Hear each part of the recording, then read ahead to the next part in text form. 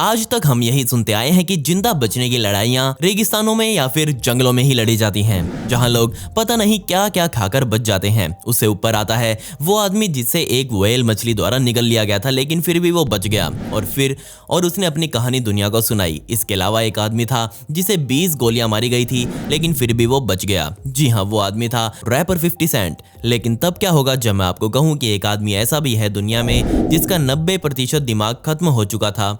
जी हाँ, मैं यहाँ बात कर रहा हूँ दुनिया के सबसे बड़े सर्वाइवर्स में गिने जाने वाले एक ऐसे इंसान की जिसका नाम फिनियस गेज था। लेकिन उससे पहले आप प्लीज इस वीडियो को लाइक कर दें और कमेंट्स में पिक में लिख दें ताकि कल की वीडियो में मैं आपको शाउट आउट दे दूं। इस आदमी को न्यूरोसाइंस का सबसे प्रसिद्ध मरीज भी कहा जाता है। लेकिन साइंस का ये चमत्कार बनने से पहले ये आदमी कौन था? इस आदमी की शुरुआती जिंदगी के बारे में हमें ज्यादा कुछ नहीं पता। सिर्फ पता ये है कि उसका जन्म न्यू हैम्पशायर अमेरिका में हुआ। सन 1823 में जन्मे फिनियस के 4 भाई बहन और थे। ये कहा जाता है कि जब वो जवान था तब वो बहुत सुंदर और मजबूत दिखाई देता था। उसके एक डॉक्टर द्वारा कुछ नोट्स दुनिया के सामने रखे गए जिनमें लिखा था कि फिनियस हमेशा एक लाइन कहा करता था और वो थी, he had an iron will as well as iron frame. शायद यही कारण था कि बाद में चलकर ये आदमी एक जीता जागता लेजेंड बना।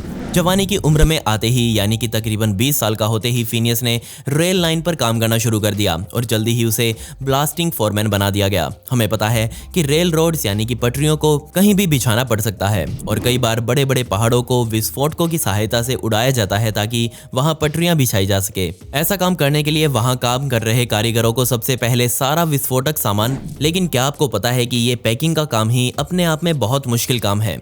ऐसा करने के लिए सबसे पहले किसी भी चट्टान में गहरा गड्ढा बनाया जाता है जिसके अंदर बहुत सारा बारूद भरा जाता है, जिसके बाद उसके ऊपर एक डेटोनेटर लगाया जाता है। ये सब काम करने के बाद डेटोनेटर की तार निकालकर उस गड्ढे के ऊपर मिट्टी या फिर क्ले डाल दी जाती है और यही मिट्टी या फिर क्ले डालने के लिए आमतौर पर कारीगर लोहे की एक रॉड का इस्तेमाल करते हैं। और ऐसा ही एक दिन आया 13 सितंबर 1848 का, जब फिनियस गेज को ये सारा काम करना था। उसकी ड्यूटी उस समय वर्मोंट के कैवेंडिश के पहाड़ों में लगी हुई थी।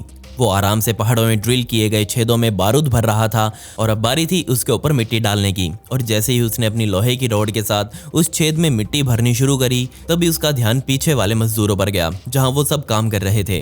उन्हें देखने के लिए जैसे उसने अपना सर घुमाया और जैसे ही वो कुछ बोलता, इससे पहले ही उसके हाथ में मौजूद लोहे की राड इस छेद के अंदर मौजूद पत्थरों पर जा टकराई, जिससे इनके बीच स्पार्किंग हुई और इसी चिंगारी से उस छेद में ताजा तरीन भरे गए बारूद ने आग पकड़ ली और भयंकर धमाका हुआ। वहीं लोहे की रॉड जो फिनियस के हाथों में मौजूद थी, वो किसी रॉकेट की रफ्तार से फिनियस के हाथों से छूटी और सीधा उसके सर की तरफ बढ़ने लगी। अब मैं आपको रॉड का एग्जैक्ट साइज बता देता हूँ।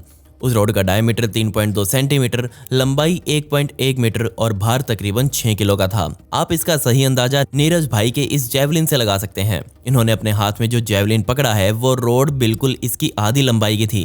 अब सोच कर देखिए, 6 किलो का लोहे का सरिया गोली की रफ्तार से किसी के मुंह पर आकर लगे तो क्या होगा। लेकिन बदकिस्मती से फिनियस के साथ कुछ ऐसा ही हुआ था। वो रॉड सीधा फिनियस की ठोड़ी की साइड से होते हुए चीक बोन से गुजरी, जिसके बाद ऊपर जाते हुए उसने लेफ्ट आई में भी नुकसान पहुंचाया और जिसके बाद दिमाग को चीरते हुए खोपड़ी को तोड़ते हुए सर से बाहर निकल गई। अब उसकी स्पीड का अंदाजा आप यहीं से लगा सकते हैं कि फिनियस के मुंह को चकनाचूर करने के बाद वो रोड यहीं नहीं रुकी, बल्कि उसके सर से निकलकर वो रोड तकरीबन 25 मीटर दूर जा गिरी।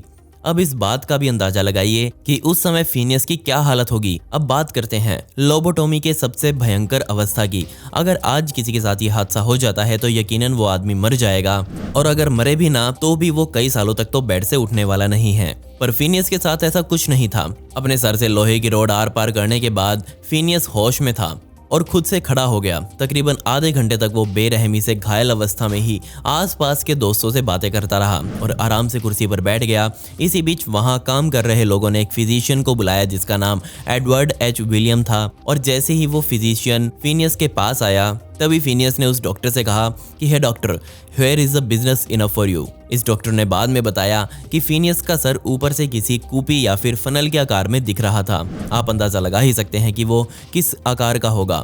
फिनियस का इलाज करते हुए बार बार डॉक्टर को भी डर लग रहा था कि कहीं वो फिनियस की हालत को और ना बिगाड़ दे। वो लगातार बार बार पूरे हादसे की कहानी फिनियस से पूछे जा रहा था और यहीं पर फिनियस ने डॉक्टर को ऐसा कुछ बताया जिसे सुनकर पूरी दुनिया दहल गई। जी हाँ, फिनियस ने कहा कि जैसे ही वो हादसे के बाद खड़ा हुआ, उसके बाद उसे एक बार उल्टी हुई और इस उल्टी में ना सिर्फ बहुत सारा खून शामिल था, बल्कि उसी उल्टी में फिनियस के मुंह से उसके दिमाग के टुकड़े भी बाहर निकले। ये सब बातें करते हुए डॉक्टर ने फिनियस के दिमाग में लगे सभी घावों को साफ कर दिया।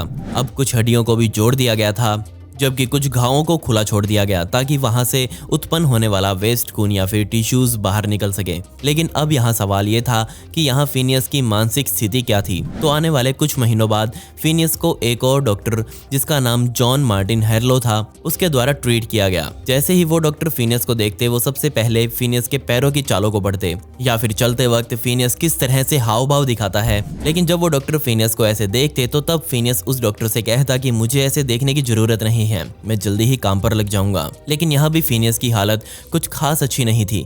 जैसे आमतौर पर दिमागी चोट लगने पर कोई इंसान ब्रेन ट्रॉमा महसूस करता है, वैसे ही दिमागी या फिर हम कहें अंदरूनी चोट फिनियस को भी लग चुकी थी। क्योंकि अब फिनियस ना सिर्फ बहुत जल्दी अपने दोस्तों पर गुस्सा हो जाता था, बल्कि वो हाथापाई भी करने में देर नहीं लगाता था। लेकिन उसकी माता ने बताया कि बहुत सी बातें थी जो फिनियस अब भूल चुका था, लेकिन वो कुछ खास बातें नहीं थी, इसलिए मैं आपको नहीं बताऊंगा। अब आपको क्या लग रहा है, इतना सब झेलने के बाद भी क्या फिनियस अपने काम पर दोबारा लौटा होगा? तो जवाब है हाँ, वो फिर से अपने काम पर लौट आया। लेकिन यहाँ दिक्कत ये थी कि जिस रेल रोड में वो काम करते हुए घायल हुआ था, उस रेल रोड ने अब फिनियस को फिर से काम पर वापस रखने से मना कर दिया।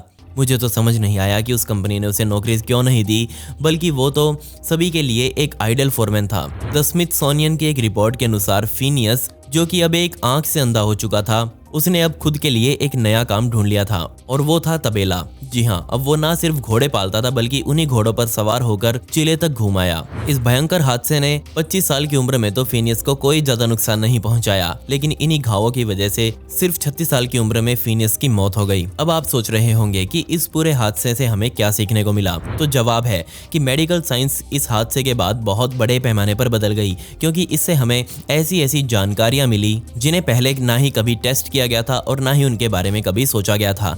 इससे हमें पता चला कि कैसे दिमागी चोट किसी इंसान की पूरी पर्सनैलिटी को ही बदल सकती है। रिपोर्ट्स तो यहाँ तक आई जिसमें लिखा हुआ था कि उसके दोस्तों ने बताया फिनियस पहले जैसा इंसान बिल्कुल नहीं रहा, वो पूरी तरह से बदल चुका था। एक आदमी जो पहले बहुत शांत स्वभाव का था, सभी से हंसकर बातें करता था, वो अब बहुत ज्यादा गुस्सैल और लापरवाह हो चुका था। मेडिकल रिपोर्ट्स में छापा गया कि कैसे फिनियस 30 साल की उम्र में एक बच्चा बन चुका था। उसके दिमाग से उसके सारे फ्यूचर प्लान्स गुम हो चुके थे। लेकिन हमें ये बात नहीं भूलनी चाहिए कि समय बीतने के साथ साथ उसके शरीर में शारीरिक और मानसिक सुधार भी हुआ, जिससे उन लोगों में ये उम्मीद बंधी जिनको दिमाग में पहले से चोट लगी हुई थी।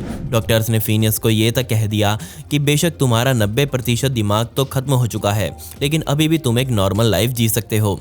बेशक उसके साथ कुछ भी हुआ हो, लेकिन उसे ड्राइविंग बहुत अच्छे से आती थी। इसीलिए आज भी जब फिनियस की बात चलती है तो डॉक्टर्स हमेशा यही समझने की कोशिश करते हैं कि अगर किसी के दिमाग का अगला हिस्सा खत्म हो जाए तो क्या क्या बदलाव इंसानी शरीर में देखने को मिलता है। इसके अलावा आज सवाल ये भी है कि वो आदमी जिंदा कैसे बचा रहा। कहीं ना कहीं इस बात का भी रोल रहा होगा कि वो आदमी अंदर बाहर से बहुत मजबूत था। साथ ही वो रोड जो अंदर घुसी थी वो बहुत पैनी और एकदम स्मूथ थी, जो बहुत आराम से अपना काम करके निकल गई। वो बहुत लकी था कि उसका पूरा दिमाग इससे फटा नहीं, वरना ऑन द स्पॉट मौत मिल जाती।